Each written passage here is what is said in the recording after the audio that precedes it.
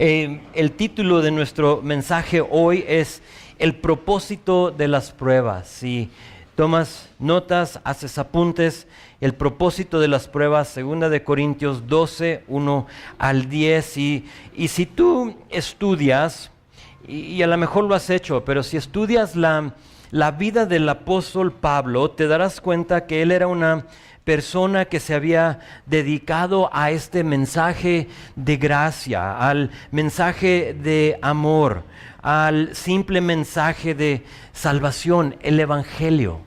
Salvación a través y por medio de fe en Jesucristo. En un tiempo, un hombre autosuficiente. En un tiempo, fariseo de los fariseos.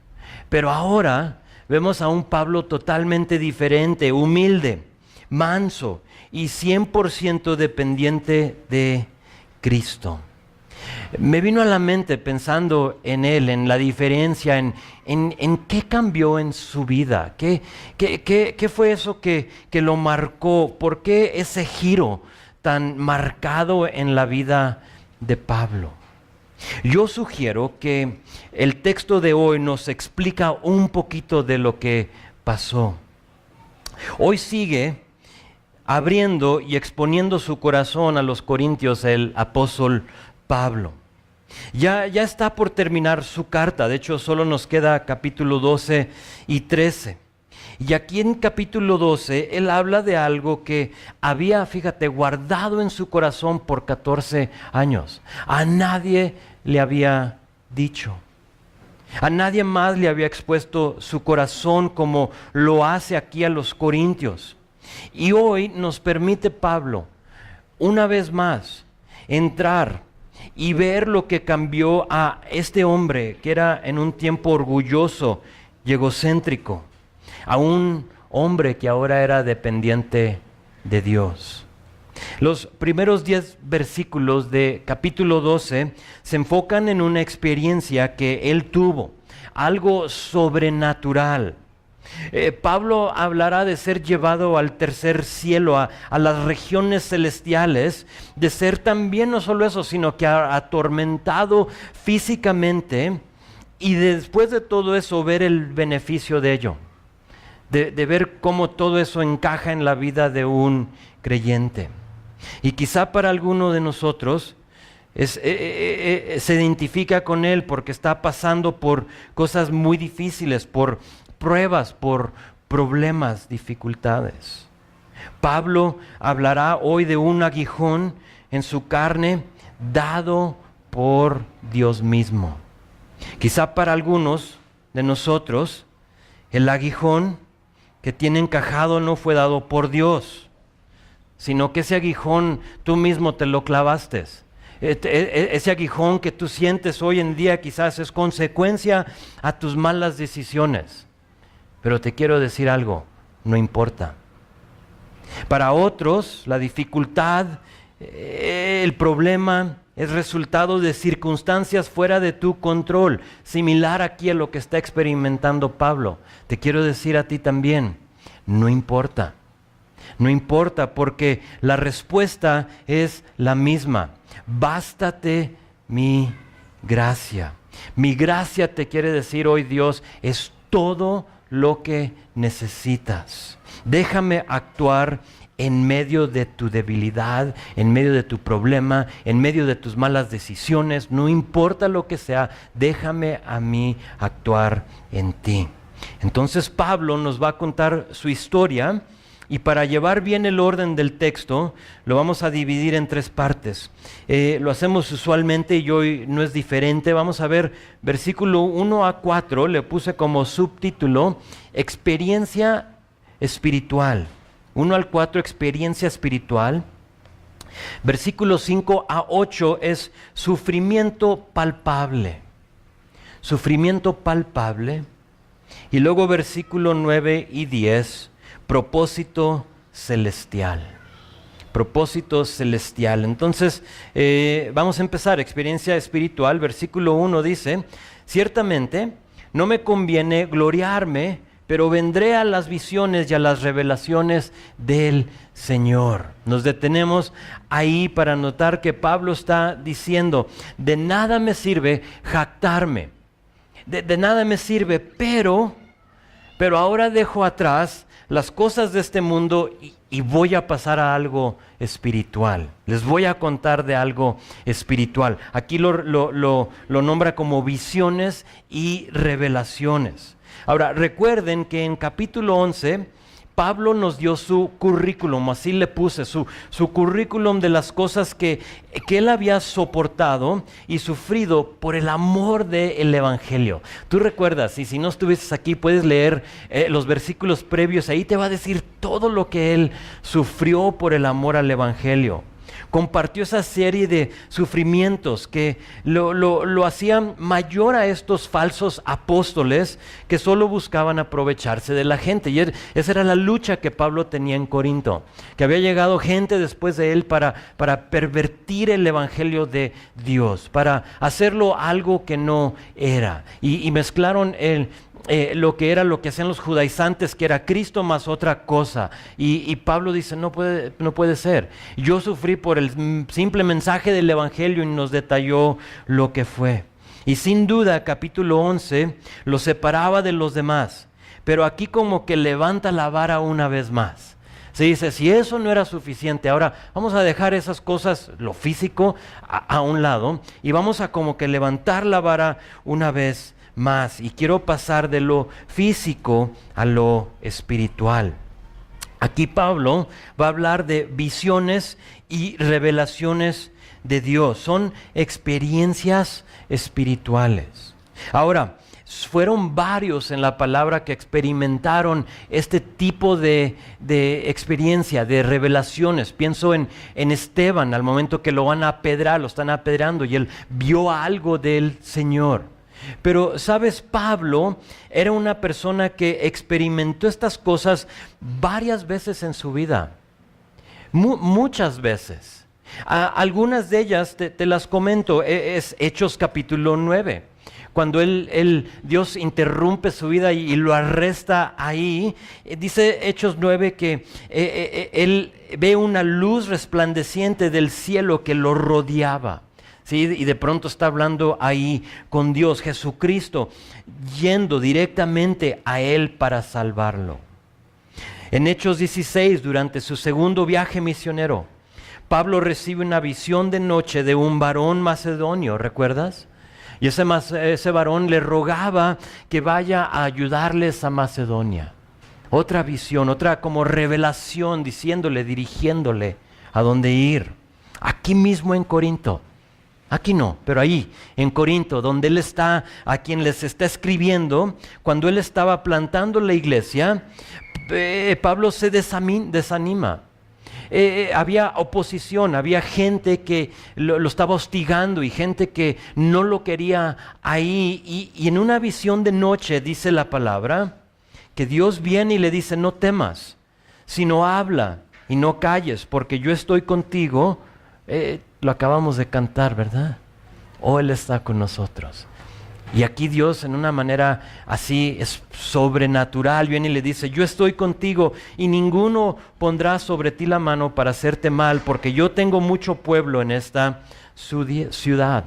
Son varias las experiencias que Pablo tuvo, y las tuvo a menudo. Pero aquí está la cosa, y aquí está la clave. Es que Pablo no hablaba de ello muy seguido. Como ya mencioné, esto le pasó hace 14 años y ahorita lo está compartiendo por primera vez. Lo había guardado aquí en su corazón. Ahora, yo soy muy escéptico, y a lo mejor soy yo, y a lo mejor yo soy el problema, pero yo soy muy escéptico a la persona que siempre está hablando de las cosas espirituales que le siguen ocurriendo. ¿Sí? Iba por la calle y vi esto, o vi lo otro, o me habló, y no sé, a lo mejor soy yo. Ahora, no, checa esto, no porque le están pasando, porque Dios habla a través de visiones y revelaciones, ¿de acuerdo? Nada ha cambiado, es el mismo Dios ayer, hoy y por los siglos. Entonces, así como habló, Dios lo puede hacer hoy. Pero no soy escéptico porque le están pasando cosas, sino porque tiene la necesidad de siempre estar hablando de ello. Para mí ese es el problema. Nota que Pablo no buscaba llenar estadios para hablar de sus experiencias. 14 años con esto, o sea, 14 años sin contárselo a nadie. Era raro que Pablo hablara de estas cosas y por eso usó frases como, recuerdas, tolera un poco mi locura, ya nos ha dicho. O hablo como loco. O sea, no puedo creer que estoy hablando de estas cosas. Pero yo un poco como que no estoy seguro si cada vez que hablas, estás hablando de estas experiencias. Vi esto o me pasó lo otro. O, no que no te puedan suceder, sino que, ¿por qué la necesidad de seguir o sea, ¿quieres como que te veamos como alguien acá? ¿O como alguien súper espiritual? ¿O por qué lo haces? ¿Quieres vender un libro? ¿Quieres llenar estadios? ¿Por qué? Y yo me hago esa pregunta de nuevo. A lo mejor yo soy el problema, el escéptico, pero no sé. Ahora, tenemos que recordar la escena. En esta situación, con los fariseos o los falsos apóstoles, mejor dicho, desviando a la gente, Pablo dice, sí, lo que mencioné en capítulo 11 no fue suficiente. Todo el sufrimiento, todo lo que padecí por el Evangelio. Entonces déjenme les digo lo que me pasó así en lo celestial. Y luego empieza y dice, versículo 2, conozco a un hombre en Cristo que hace 14 años, si en el cuerpo no lo sé, si fuera del cuerpo no lo sé, Dios lo sabe, fue arrebatado hasta el tercer cielo. Y conozco a tal hombre. Si en el cuerpo o fuera del cuerpo no lo sé, Dios lo sabe. Me detengo ahí para que veas que era tan incómodo lo que hacía aquí Pablo, que se menciona en tercer persona. ¿Sí lo vistes? Conozco a un hombre. Ahorita vamos a darnos cuenta que está hablando del mismo, pero no era algo como que él anhelaba hacer. Hey, déjate digo lo que me pasó. Sino que empieza con decir, conozco a un hombre. Lo dice 2 veces y luego dice, este hombre del cual te hablo tuvo una experiencia. Y luego dice, si fuera del cuerpo, no lo sé. Si en el cuerpo tampoco, solo Dios lo sabe. ¿Qué está diciendo ahí? Es muy simple, está diciendo, no sé si estaba vivo o muerto. ¿Quién sabe? Yo no estoy seguro. Solo sé que esto sucedió. Ahora fíjense lo que él experimentó. Versículo 2. Fue arrebatado hasta el tercer cielo. Quiero llamar tu atención a la frase fue arrebatado. Es la misma frase que usó Pablo, la misma persona que está escribiendo aquí, para describir. Ahora ya escribió esto. Fue el primer libro o carta que Pablo escribió a los tesalonicenses. Es la misma frase, la misma palabra que él usa para describir el evento del rapto detallado en Primera de Tesalonicenses capítulo 4 versículo 17. Cuando dice que el Señor va a venir y que seremos arrebatados y que lo veremos en las nubes, es la misma palabra. Es un arrebatamiento. Fue algo repentino, inmediato, te está enseñando, te está mostrando aquí Pablo. Pero ¿a dónde fue? ¿A qué fue? O sea, fue algo inmediato, pero ¿a dónde fue? Aquí te lo dice, al tercer cielo. Ahora, ¿qué es eso? ¿Cuál es el tercer cielo? Pues depende a quién le preguntes, porque hay diferentes opiniones. Si tú le preguntas a un mormón, te va a decir que es algo de una serie de grados de gloria que tú puedes alcanzar. Tienen esto totalmente torcido y al revés. Es triste, pero eso es. Este es el único texto de prueba para ellos en lo que ellos te dicen que hay una gloria, a ver si me recuerdo, celestial, que es como lo máximo, terrestrial y luego telestial. no me pidas que te lo explique, realmente no importa, te puedo decir que no es así. La Biblia no habla de nada de eso, y simplemente porque Pablo aquí menciona el tercer cielo, ellos se agarran de ese versículo. Y más tienes tú que creer las enseñanzas y las escrituras de Joseph Smith, el fundador, el que creó la secta de los mormones.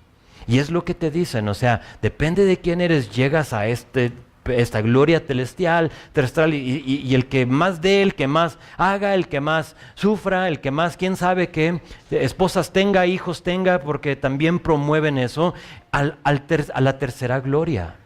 Y no es eso. Es muy fácil, o sea, no tenemos que complicar la palabra de Dios. Pero es muy fácil. El primer cielo, si lo vemos como 1 y 2 y 3, porque aquí menciona tercero, pero no te menciona el segundo y el primero. Entonces, ¿cuáles serán? Creo que es muy fácil. El primer cielo es el que tú y yo conocemos, donde puedes decir viven los pajarillos, donde están las nubes, lo que tú y yo vemos, la atmósfera. Puede ser el primer cielo, pero aparte de ahí hay un segundo cielo. Y ese se puede entender como el universo, el espacio exterior, o puede ser la área como interestelar. ¿Sí me explicó a dónde van los astronautas? Por mucho tiempo se pensaba que allí es donde Dios moraba. Y cuando los primeros astronautas rusos llegaron a salir al espacio, llegaron y una de las primeras cosas que dijeron es que no vemos a Dios, no está aquí. O sea, ¿dónde está? No sé si lo buscaban como sentado sobre Marte o Neptuno o donde haciendo posiciones de yoga o no sé qué pensaban que Dios iba a estar haciendo ahí, pero Dios no está ahí, no está en... Ahora, está, pero no está. ¿Sí estás conmigo? No es donde Él mora. El tercer cielo se puede entender como donde habita Dios, las regiones celestiales. Te lo confirmo. Puedes anotar ahí Efesios capítulo 6, versículo 12. Te dice esto, te lo leo, dice: no tenemos lucha contra sangre y carne, sino contra principados, contra potestades, contra los gobernadores de las tinieblas de este siglo, contra huestes espirituales de maldad en las regiones celestiales. La idea es de que aquí Pablo está en la presencia de Dios, está en donde Dios mora, en el tercer cielo, en lo que nosotros anhelamos algún día estar con Él y en su presencia. Entonces dice, hace 14 años fui llevado a este lugar.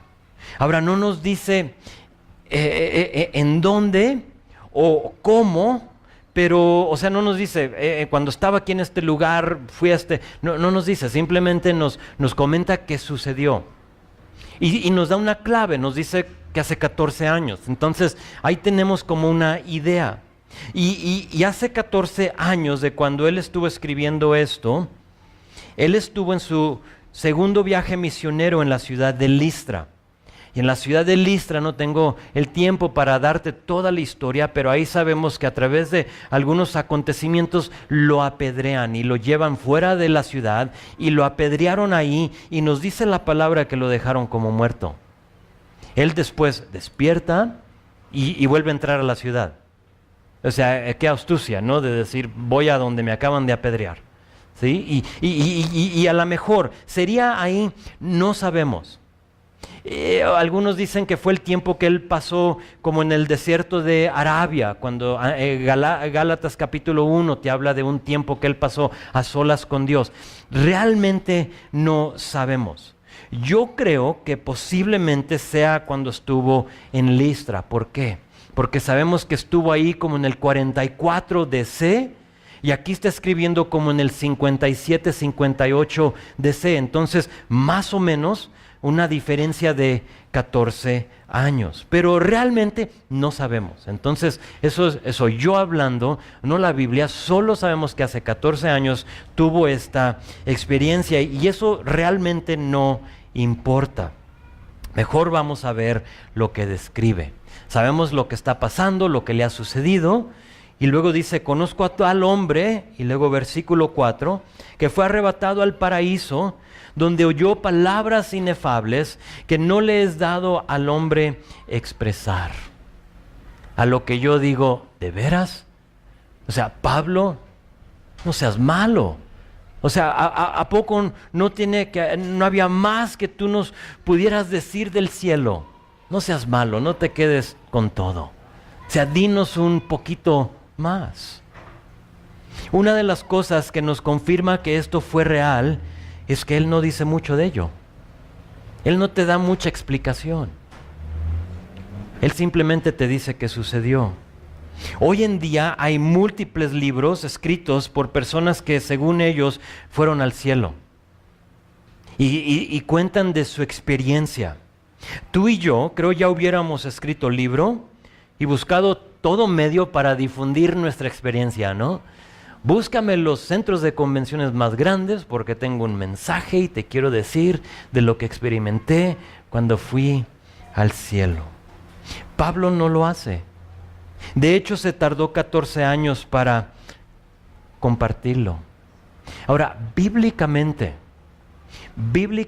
las personas, los pocos, porque fueron pocos, pensé en Pablo y en Juan, los pocos que comparten su experiencia del cielo dan muy poco detalle. No podía, o sea, imagínate el libro de Pablo. Fue arrebatado, escuché cosas que no puedo decir, que el hombre no puede explicar ni expresar. Fin. Y dices, estuvo en una hoja, o sea, que pues yo no voy a comprar ese libro. Pero hoy en día encuentras libros de este tamaño, ¿no? De personas que te explican todo lo que experimentaron. Y porque nos da comezón en los oídos, ¿qué hacemos? Lo compramos y vamos a las conferencias y lo escuchamos. Y aquí en la Biblia son pocos los que experimentaron algo, y los que experimentaron algo dijeron muy poco. No se exaltaron, no lo platicaron, no lo usaron para lucrar, nada de eso. Oh, cómo hemos cambiado. Dios sabía que Pablo tenía la propensidad de hacer justamente eso. Así como tú y yo lo podemos hacer, de querer compartir esta experiencia, de platicarlo. Y porque Dios sabía, fíjense lo que pasa en nuestra segunda división. Sufrimiento palpable, versículo 5. De tal hombre me gloriaré, pero de mí mismo en nada me gloriaré, sino en mis debilidades. Sin embargo, si quisiera gloriarme, o sea, está diciendo, si quisiera hacerlo, no sería insensato, porque diría la verdad, pero lo dejo para que nadie piense de mí más de lo que en mí ve y oye de mí. Pablo solo escribe versículos 5 y versículo 6, porque ya había experimentado versículos 7 y 8. Ahora, no te me adelantes, ahorita lo vemos, pero ten eso en mente. Solo puede escribir esto porque ya sabe lo que le sucedió. Sí, versículos 7 y 8. En versículos 5 y 6, Pablo básicamente está dando una defensa directa a su ministerio, a su apostolado, como lo ha hecho. Dice, me podría gloriar en esto. O sea, yo tengo toda la razón para gloriarme. Estuve en la presencia de Dios y vi cosas, escuché cosas que no te las puedo ni compartir. Inexpresable, inefables. Dice, podría llenar estadios y vender autógrafos, pero prefiero gloriarme en mis debilidades. Muy diferente a muchos de hoy en día. Les dice, no piensen más de mí de lo que ven. ¿Qué veían de Pablo? Un hombre bajito, jorobado, ¿te acuerdas? Narizón, lagañoso. Eso veían de él. Dice, no piensen más de mí de lo que están viendo. O sea, no se trata de mí. Yo con frecuencia les he dicho y a veces lo oro, Señor, que tú seas más visible y yo más invisible. O sea, yo no quiero que me vean a mí. Y eso está diciendo Pablo, o sea, no piensen más de mí de lo que ven, tampoco de lo que oyen de mí. ¿Qué oían de él? Un hombre que nos explicó la semana pasada que era tosco en palabra, tartamudo. Sí, un hombre que era nada elocuente, diferente a los judaizantes. Dice, no piensen más de mí lo que ven y lo que oyen de mí. Pablo escribe esto porque sigue siendo humano y luchando contra esta cosa que le llamamos la carne. La carne. Así como nosotros peleamos contra la carne, o sea, el orgullo, el ego con la vanidad, Pablo también peleó y Dios se asegura de que la carne no gane. ¿Y saben qué? Dios hará lo mismo en nuestra vida, pero no porque es malo, sino porque nos ama. Él hará lo mismo. Vean lo que hace Dios en versículo 7. Dice, para que la grandeza de las revelaciones no me exaltese desmedidamente, me fue dado un aguijón en mi carne, un mensajero de Satanás que me abofetee para que no me enaltezca sobremanera. Luego verso 8 dice, respecto a lo cual 3 veces he rogado al Señor que lo quite de mí.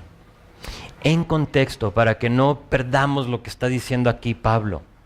Sabemos que él ha tenido esta experiencia de ir al tercer cielo que lo separaba de los demás. Ninguno de los judaizantes, en mentira quizás sí lo podrían decir, pero ninguno había compartido este tipo de experiencia. Y él dice, esto me sucedió, es el momento para que yo lo comparta. Y lo expresa, lo expone. Y esa experiencia la podría haber usado Pablo para exaltarse, pero no solo para exaltarse, sino que también para desacreditarse. No solo eso, sino que también esa experiencia tenía la capacidad de hacerlo inútil en el ministerio. Porque cada vez que una persona se exalta y pone el enfoque en sí y no en Dios, inútil en el ministerio. Tarde que temprano Dios lo bajará. Ahora, Dios, sabiendo todo eso, le permite, fíjate, un aguijón en la carne para mantenerlo centrado y dependiente de Él. A lo mejor para alguno de ustedes ya empieza como que a ser congruente con tu vida. Dices, híjole, me identifico con Pablo. Pablo nos dice que le pide 3 veces a Dios que le quite este sufrimiento y no se lo quitó. Esa es la escena, ese es el contexto. Ahora, unas cosas que sería bueno saber. La primera cosa, quiero que noten que Pablo no era inmune al orgullo. Ve verso 7, para impedir que me volviera orgulloso, se me dio. Para que la grandeza de las revelaciones no me exaltase desmedidamente, me fue dado. Pablo lo sabía y Dios también. Pablo no era exento a esto. Todos somos capaces de eso. Y sabes, en el ministerio es algo muy sutil, es algo que si tú has estado en el ministerio y Dios te empieza a usar, eso, inmediatamente. No toma más que un niño te diga, maestra, tú eres mi favorita, para que, ¿de veras? Y luego te comparas, ¿y qué onda con la que dirige aquí el ministerio? ¿Más que ella? Sí. ¿Más que? Sí. Y empieza a pasar algo en nosotros. Todos de nosotros tenemos esa propensidad. Nota que Pablo no era inmune al orgullo. Pero 2, quiero que notes que Dios fue el que le dio el aguijón. No solo que Dios se lo dio, sino que es importante que notes que era para y no por qué. Nota que dice, para que la grandeza de las revelaciones, y no dice porque había una grandeza de revelaciones. No es un castigo, es lo que te estoy tratando de decir. Hay denominaciones que enseñan que si estás enfermo O si estás pasando por una dificultad, que es porque estás en pecado. Que si tú tienes un aguijón que te está molestando, tú estás sufriendo algunas cosas, es porque estás en pecado y te dicen que lo tienes que confesar, tienes que pedir perdón, tienes que venir al frente, al altar, dárselo a Dios, quizá con eso dar una ofrenda, o sea, no sé exactamente lo que se acostumbra a hacer, pero se hace todo esto y que después de todo eso todo va a estar bien. Este pasaje va totalmente en contra a esa doctrina peligrosa en la iglesia.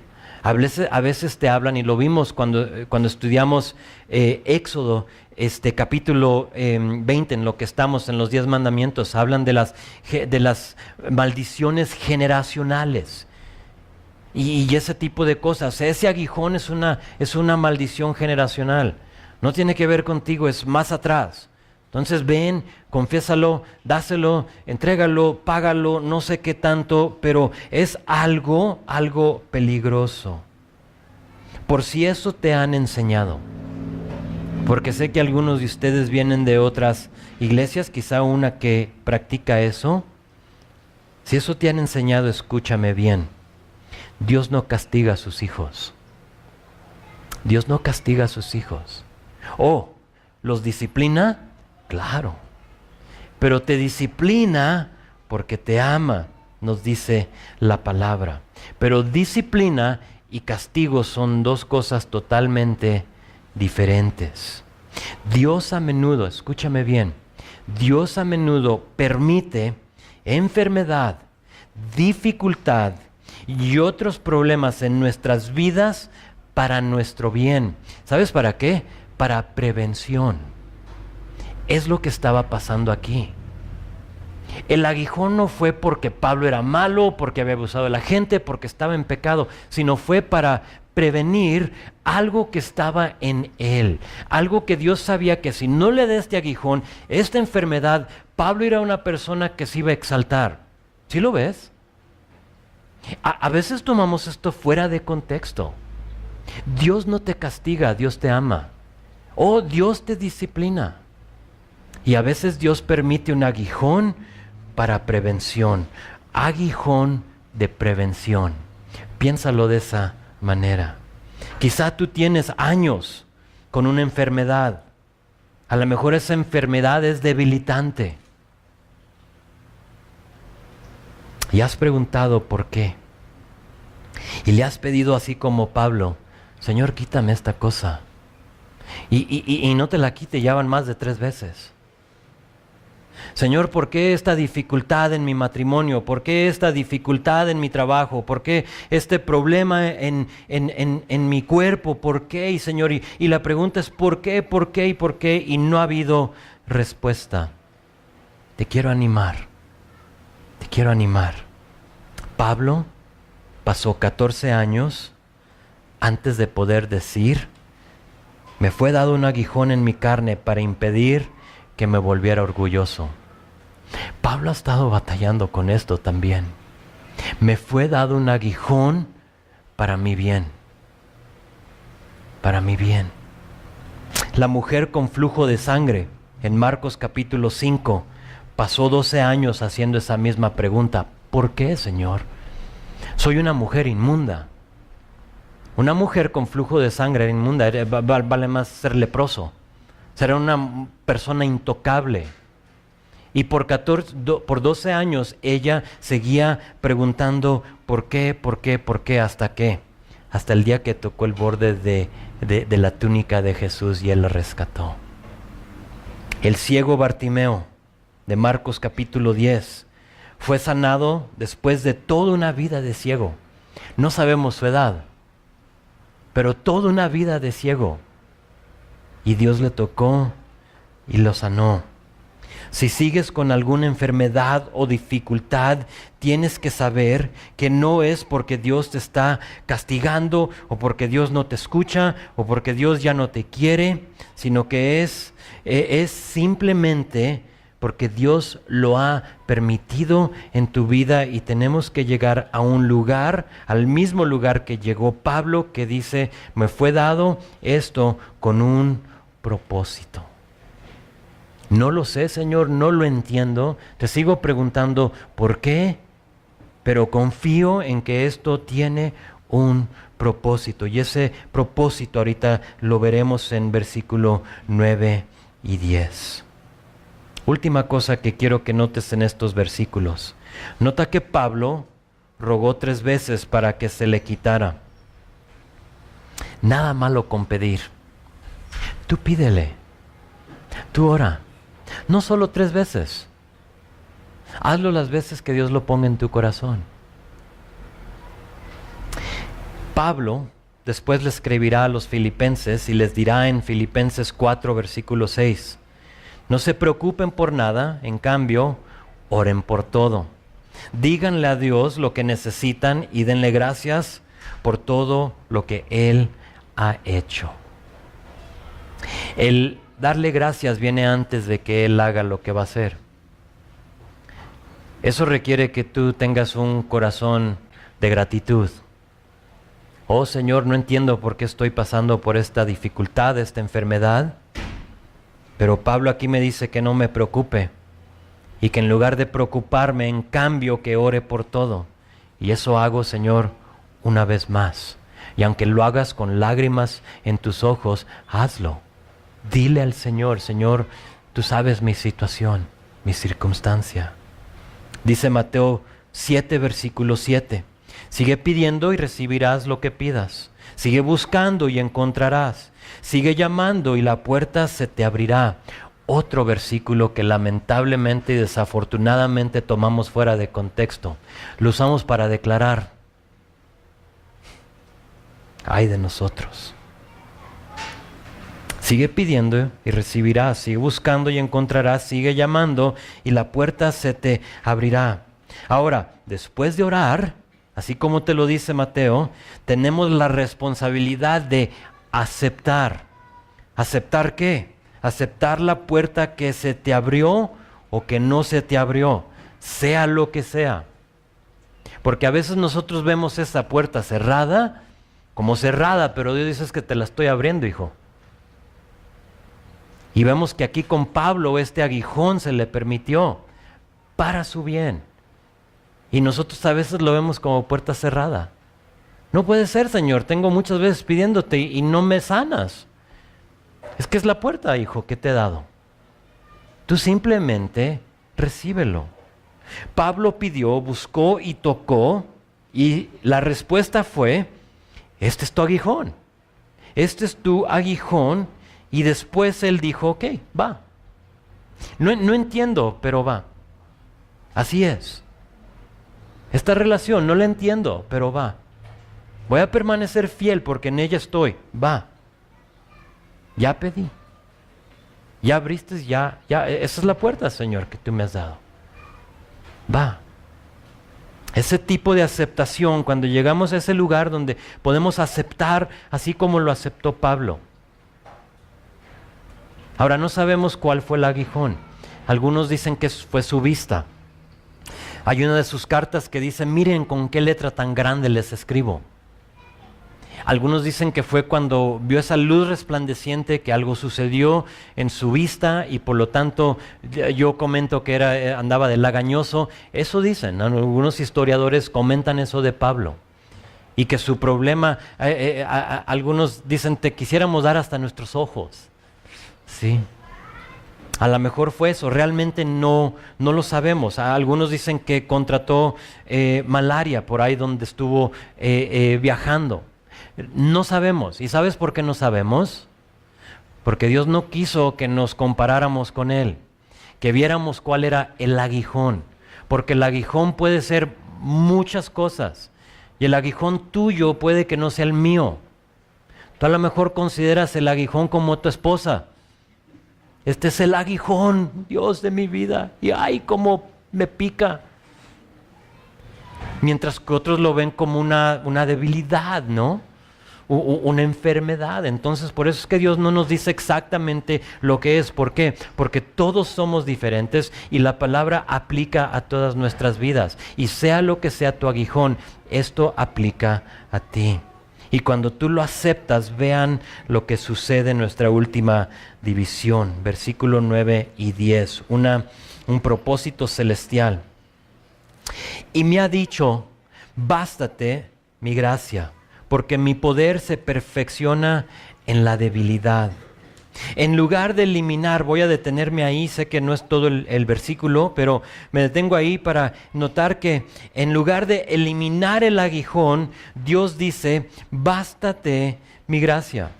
Esa frase puede ser traducida como estar satisfecho de su fuerza infalible. Estar satisfecho. Bástate mi gracia. Ahora, ¿qué es gracia? Gracia es simplemente el favor y el amor de Dios en acción. Y cuando estamos sufriendo, no lo consideramos como eso, ¿verdad? O sea, Señor, yo no veo tu amor, yo no veo tu favor en acción.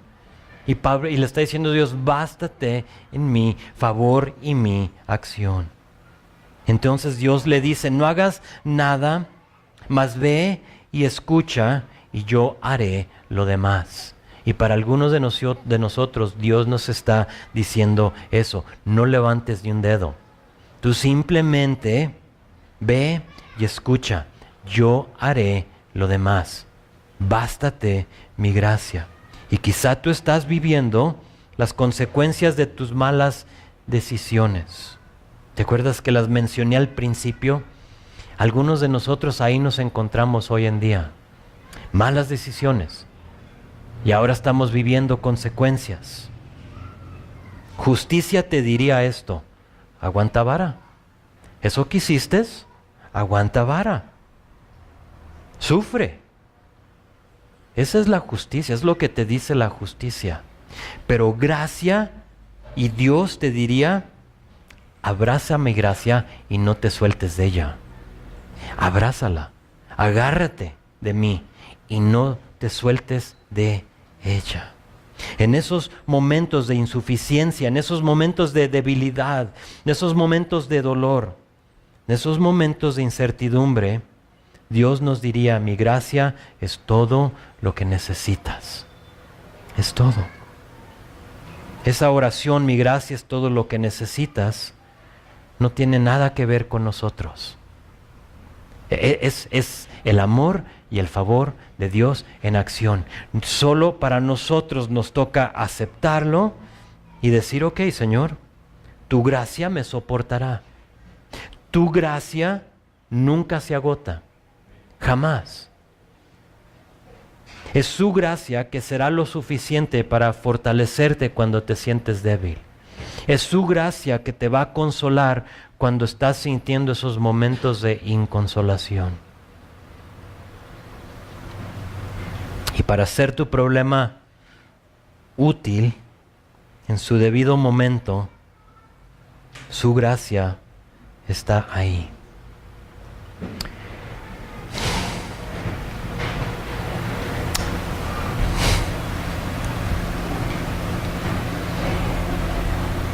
Esto lo estoy viviendo yo. Y por lo tanto, le tengo que creer. Dios le dijo a Pablo que su gracia era todo lo que necesitaba, pero que no le agregara al resto de las cosas que estaba haciendo. No era, es mi gracia, mas tú sigue echándole ganas, sino que es solo gracia, solo su gracia. A lo que yo te digo, deja de hacer lo que estás haciendo para remediar tu circunstancia. Ahora no estoy diciendo deja el doctor, la medicina, no me malentiendas, por favor, no es eso. No es eso. Estoy hablando de un intercambio, de un aguijón por gracia. De parar de enfocarte en el aguijón y mejor empezar a enfocarte en la gracia de Dios. Es un intercambio de dolor por gracia, de esfuerzo humano por gracia. De eso hablo. No dejes los medicamentos o las demás cosas a lo menos que Dios te diga. No es eso. No abandones a tu marido, siempre y cuando no tengas razón. ¿Sabes por qué? Porque solo de esa manera se perfeccionará. Eso es lo que te está diciendo. Estando dispuesto de entregarle todo a Dios, te lleva a decir lo que dijo Pablo en nuestros últimos versículos. 9a, la segunda parte de versículo 9 dice: por lo tanto, o por tanto, de buena gana me gloriaré o me jacto, más bien en mis debilidades, para que repose sobre mí el poder de Cristo. Por lo cual, por amor a Cristo, me gozo en las debilidades, en afrentas, en necesidades, en persecuciones, en angustias, porque cuando soy débil, entonces soy fuerte. Para gloriarnos en nuestras debilidades, en nuestras necesidades, en nuestras angustias, en el resto de la lista, sea lo que sea, requiere dos cosas. La primera es que creamos en el poder de Cristo en nuestras vidas. Solo te puedes jactar de tu debilidad cuando hay algo que te va a respaldar o llevar de la mano en tu debilidad. Y eso es Cristo. Eso es el favor y el amor de Dios. Su gracia es lo único.